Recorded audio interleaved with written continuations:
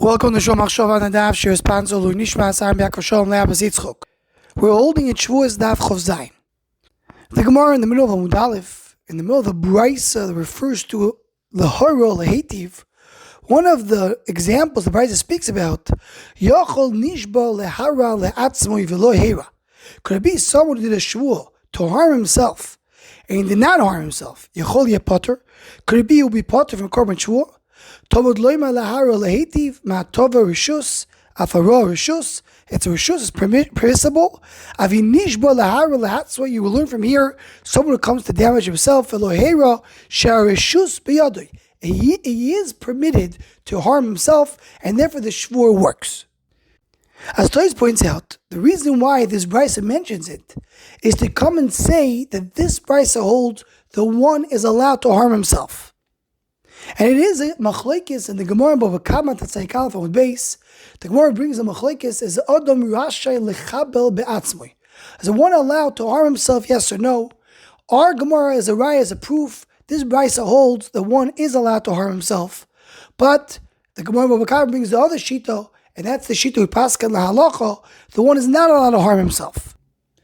And the Gemara there brings who is the Mandamer that says one cannot harm himself. It's a blazer, a copper that says, what did a Nazir do wrong? Because he caused himself not to enjoy wine, not to eat grapes. So he calls himself Inui.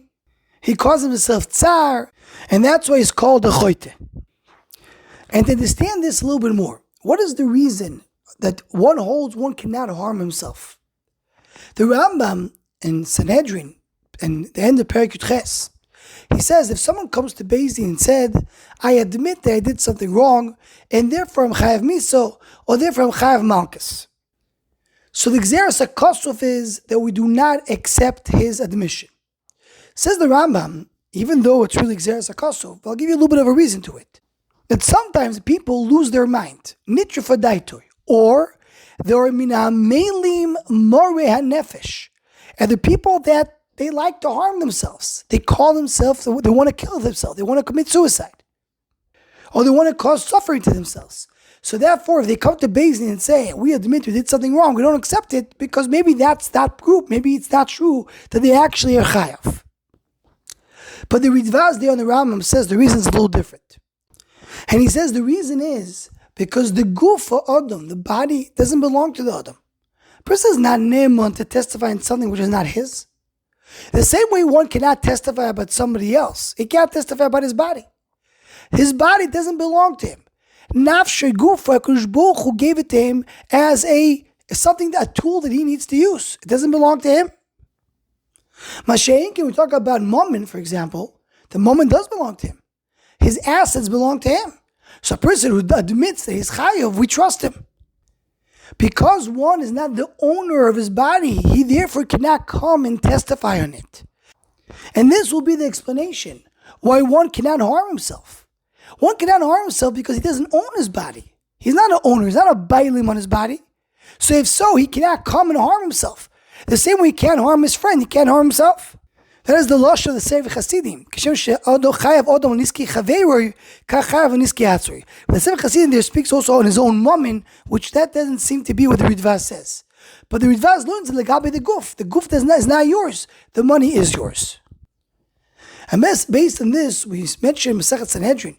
That with this we understand the Gemara in Chulin of Tzai Kalef. The Gemara says that Yaakov Avinu went back to take pachim ktanim, the small jars that are left behind. Says the Gemara, Mikan letzadikim shechaviv aleim mamoinam yoisem migufan.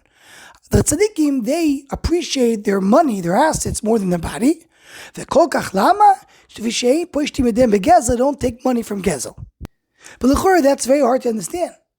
Why will their money be greater than their body? Because they don't take it from gezel. So that comes out from Divrei Tzaddik HaKohen. The pshat is that the money of a tzaddik, that's something that he earned. He worked on, he earned, he didn't do begezel. It's something that he toiled on, and it's legamri his. His body, that's not his. That's a matana mishamayim. That's what he was born with.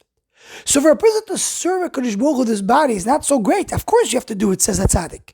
This was given to you as a gift. It's not yours.